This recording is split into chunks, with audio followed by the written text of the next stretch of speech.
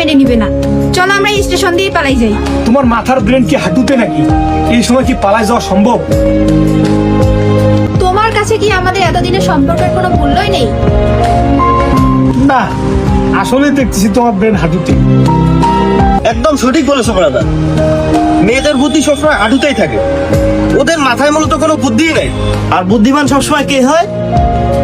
পুরুষরা। ওই পুরুষ, যে পুরুষ ওই নারী যার বুদ্ধি হাঁটুতে, ওই নারীর কথায় এসে নিজের বাবা মাকে ভুলে যায়। ওই পুরুষ, যে পুরুষ ওই নারীর কথায় এসে এতটা অন্ধ হয়ে যায় যে নিজের জীবন সহ দিতে রাজি থাকে, আর তুমি ওকে বলো যে ওর বুদ্ধি হাঁটুতে। ব্যাপারটা কত সুন্দর, তাই না?